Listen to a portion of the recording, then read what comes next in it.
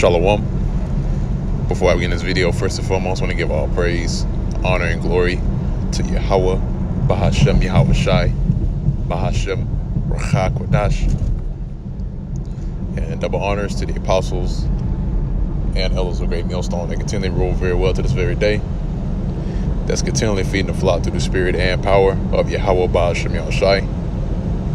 And also Shalom to the hopefully elect that's also plowing in his work and giving diligence to make your calling and election sure in faith, truth, and sincerity, and also in all charity.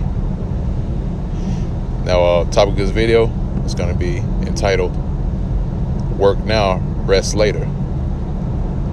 Because it's been on my spirit to go into this particular topic is because I was doing some research on the word embrace, in which led me to this particular topic because that word embrace is twofold, which led me to a few other scriptures that backs up that word or the definition of that word. But the whole overtone of the video is that we're in the time now to where we're supposed to be laboring for Yahweh B'Shem Yahweh Shai. Basically that's the vibration that's on the men of the Lord right now, is to do the work. All right. The reason why, man, because that's not only showing that we have faith, but that's also causing us to be found worthy for salvation. Because at the end of working, especially in the modern day workforce, so to speak, or the modern day jobs that you have, you work and then you get paid for what you did. You get paid for your labors. So if Esau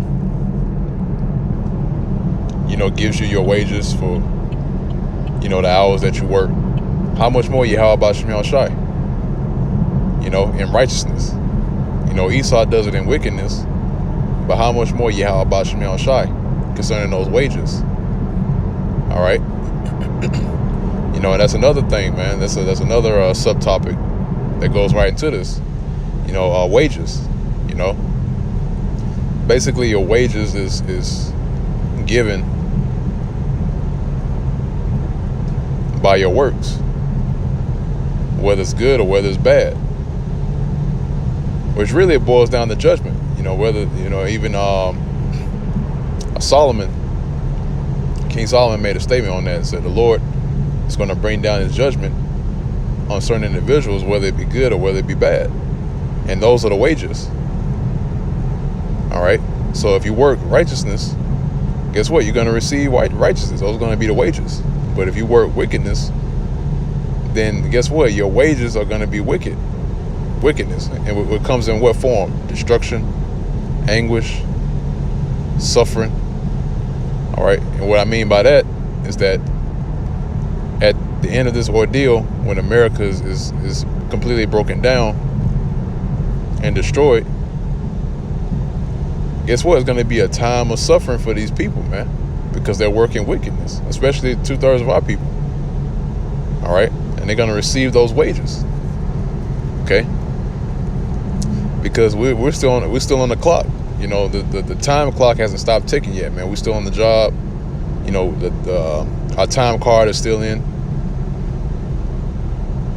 All right. But when all hell breaks loose, hey, that's the other part of the job comes in, man, which is what? Basically resisting this New World Order agenda, which is going to come in the form of the mark of the beast. All right. And the Lord's going to make a way for us to escape that. All right. Once again, those are those wages. All right. You read about it in the book of Revelation, the 3rd chapter in the 10th verse, about us as keeping the word of his patience. Okay. But I'm gonna go ahead and jump into this particular precept, and then I'm gonna actually grab that in Revelation, the 3rd chapter, in the 10th verse. So right here is in the book of Hebrews, the 4th chapter, and we'll start at the 9th verse. It says, "There remaineth therefore a rest to the people of the Most High." And who's the people of the Most High? Right now, at this very time, is the elect of the nation of Israel. Those are the only ones that's deemed as the people of the Most High. All right, because you got the Israelites, the natural Israelites, and then you got the Israel of the Most High. All right. There's still a lot of people. There's still the people of the Lord. But right now, the Lord's not dealing with the whole nation of Israel. Okay? For obvious reasons. So again, it says, "There remaineth the rest to the people of the Most High." Because ultimately, man, when everything is said and done, and this place is destroyed along with the people, especially 2/3 of our people are going to get caught up in that. They're going to come back and they're going to be at rest. All right? They don't have to be under the captivity under these other nations anymore. So again, us, the nation of Israel, which consists primarily of the so-called Negroes, Hispanics, and Native Americans, and also others that are of the line of Jacob that are scattered throughout the four corners of the earth. There's going to be a rest for them, of course, in the kingdom, but it starts with the elect. All right. Verse 10, it says, "For he that is entered into his rest, he also has ceased from his own works, as the Most High did from his." See? Because the Most High ceased from his labors on the seventh day, which, it goes deeper than that. But the scriptures deem it as the 7th day. All right? And guess what? When the time comes, when everything is completed, then we can rest from our labors. Just like the Most High did his. Okay? But that's a whole different topic for another video, concerning the 7 days when the earth was created. Because that's a deep topic, man. All right? The book of Genesis and the book of Revelations, those two books right there, is what trips people up the most. It's at the beginning of the book and at the end of the book. It's always those two books that people just don't understand. All right. Now it says, verse 11 says, "Let us labor therefore to enter into that rest, lest any man fall after the same example of unbelief." Right, because when you got guys that lose it and they stop doing the work, that's an example of unbelief. All right. If you go into the book of James, it speaks about how a man may say he had faith, and another man may say he had works. Well, you have to show me. Basically, you have to show your works, show your faith by your works. All right. So, if there's no works behind, what they're doing. Actually, we touched up on this a little bit yesterday at the camp. Is that you got guys that put on the fringes, and they know the lingo. They'll have fringes on their shirts and this and that. They say they keep the law and this and that. Well, the thing is that where are your works? Where are your works? All right. Because if you say you have an Israelite that's walking, day-to-day life, not doing anything, he's just sitting there, watching videos and that's it, and practicing the lingo and this and that. Well, if he's not on the other side of the camera, right, or not only that, if he's not even out on the highways and byways teaching. Because I'm pretty sure, and I'm saying this in faith, I'm pretty sure there's brothers out there that don't have access to a camera that's actually doing the work. All right? We can't see it, but the Lord sees it. But here it is. You got guys that have the fringes on, plastered on their shirts, and they know the lingo. They say shalom. If they're not doing the word, if they're not on the highways and byways, then hey, don't even bother, man, because they really don't believe. They just see it as a fad, as something to get into, something to just to do, just like any other Jake. They're no better than a Jake then goes into calls himself an Egyptian. He's no better than a Jake that calls himself a 5%er or a Muslim. All right, it's just something that Jake will get into. All right, but this is real, man. Okay. Once again, it says, "Let us labor, therefore, to enter into that rest, lest any man fall out of the same example of unbelief." Okay. Now, I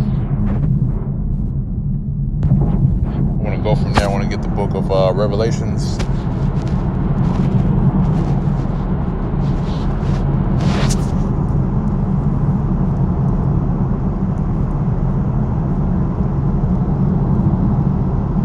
See, Revelation chapter 3.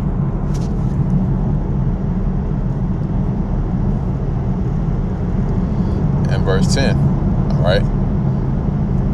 And this is the Lord speaking, man. You see it's in red. So it says, "Because thou hast kept the word of my patience, I also will keep thee from the hour of temptation, which shall come upon all the world to try them that dwell upon the earth." Right, because this work consists of patience. All right. And that's another thing. It's not, you got these microwave Israelites that think that the day of the Lord is going to come tomorrow or next week or next month. Man, we don't know. We don't have knowledge of when Yahweh Ba'Shem Yahushua, or the exact time and date of when he's going to come back. But like it says in the book of 2nd Ezra, it said, "Measure the time diligently within itself." So we're measuring the times, and we know it's near, but we can't give you an exact date of when he's coming back. You got guys that's giving exact dates, like he's going to come back in 2028 or 2020, 21. We don't know. Hey, he could come back in 2020. He could come back in this year. We don't know, but we know the time is near. And therefore, since we know that, that's why the Lord wants us to stay on our watch. And that's a part of watching, man. If you know an exact date of when the Lord is coming back, then where the faith will come in, Where is everything? Because everything, is in its proper order. All right. So if you have an individual that knows the exact date of when the Lord is coming back, he'll become an Israelite at the a hardcore Israelite at the last minute. And that's what Jake do, man. They see something coming, and then they'll, at the last minute, they try to do this and that. Say, "Oh man, yeah, I love the Lord. I love Yahweh Ba'Shem Yahushua." This and that. Well, guess what, man? The Lord didn't give us an exact date just for that reason. All right, because you're gonna have those guys gonna come in at the last minute, knowing the exact date, and try to play off like they've been in this the whole time. All right. So again, it says, "Because thou hast kept the word of my patience, I also will keep thee from the hour of temptation, which shall come upon all the world to try them that dwell upon the earth." All right. Now I had another precept I want to grab. Was going to link right into Ecclesiastes, which I mentioned earlier in the beginning of the video. It's Proverbs 24th chapter, and this is at verse 33. It says, "Yet a little sleep, a little slumber, a little folding of the hands to sleep. All right. So shall thy poverty come as one that travaileth, and thy want as an armed man." All right. And that's what happens, man. When you don't work, man, you go in poverty, man. All right. You don't get your wages. I mean, you will get wages, but it's not going to be the wages that you want. All right. Basically, you're going to get a reward of a sloth, a slothful individual, man. All right, and the Lord doesn't take pleasure in slothfulness. All right. But actually, I want to go to the actual precept here if I can. I go to the one in Proverbs 6, chapter 10, verse. All right. So at the 10th verse, I want to get that word fold, or folding. Okay. There's a point that I want to grab. And then I'm going to grab Ecclesiastes 3rd chapter and I'm going to close it out. It's like here. Here it is. Yep. So that word folding, right? It's chabak. All right. Chabak, which means fold hands, or folding of hands, clasping of hands, of laziness, right? So it says a clasping of hands, right, of laziness. Okay. It said a clasping of the hands in idleness. All right, to fold. Okay.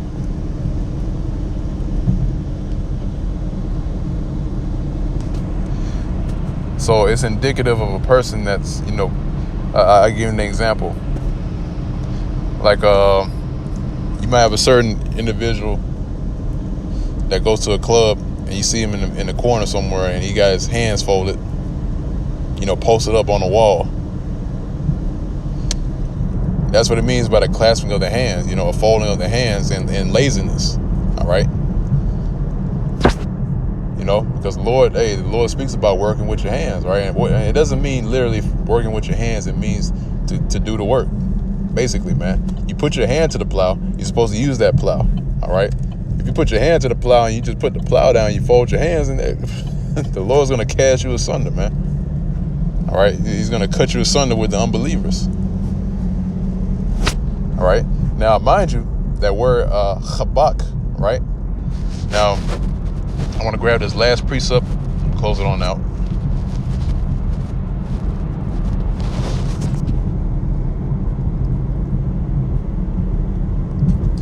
All right, is that it's a gracious man, this guy walking in the dark. It's like you're in transit. It's Ecclesiastes, the 3rd chapter. And actually, I'm just skip around here. Ecclesiastes 3rd chapter, in the 1st verse, it says, to everything there is a season and a time to every purpose under the heaven. And that's right, man. So there's going to be a time to rest, yeah. But right now is a time to work. All right. So it's a time to everything there is a season, right? We're in the season of working. We're in the season of giving diligence to make our calling and election sure. All right. It also says to every purpose, and there's a time to every purpose under the earth. Okay. Now I'm skip down to verse 5. It says a time to cast away stones and a time to gather stones together. See, and that's deep, man. That scripture right there says a time to cast away stones and a time to gather stones together, right? And that's not only talking about just casting stones and gathering stones, basically to cast away and then to bring back. There's also talking about there was a time to where the lively stones were cast away, and guess what? Those same stones are coming back. All right, in the form of the men of the elect. All right, because we're being made lively stones in the sight of Yahweh Ba'ashem Yahushai. All right, it also says in the time to gather stones again, a time to embrace and a time to refrain from embracing. All right, and it's also twofold. Okay, because when you embrace, basically that's a sign of everybody coming together. What I mean by that is talking about all Israelites coming together. Well, we're not in that time right now. All right, because now we're in a time of refraining from embracing, because you got Israelites that know they're Israelites, but they're not under the vibration of Yahweh Ba'ashem Yahushai. So it's a time to refrain from embracing right now. All right, we'll embrace in the kingdom. All right, but not only is it talking about that, but also is, which I mentioned earlier, about a little folding of the hands. Now, if you go to that word embrace,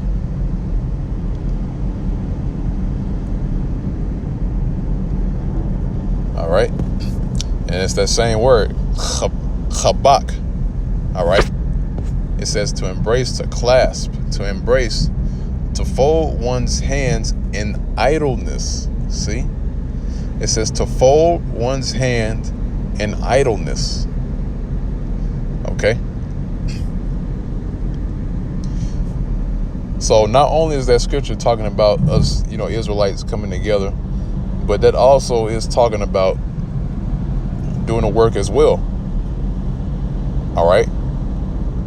Because when you clasp your hands, you're basically folding your hands together.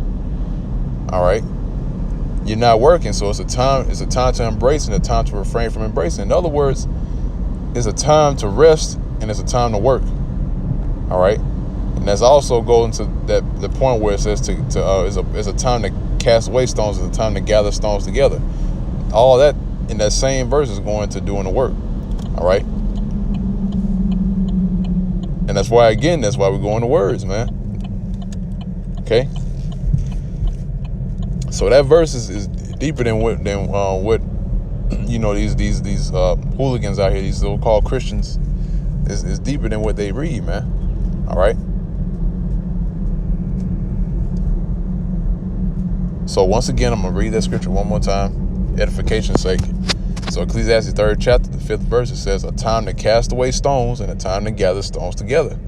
A time to embrace and a time to refrain from embracing. Right, so we're in a time of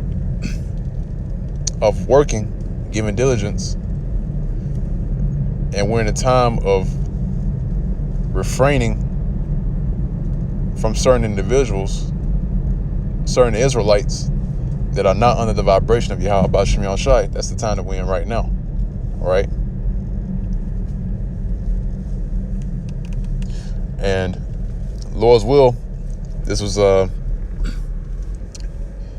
the power, spirit and power of Yahweh B'Shem Yahushai, this was easy to be understood by the elect.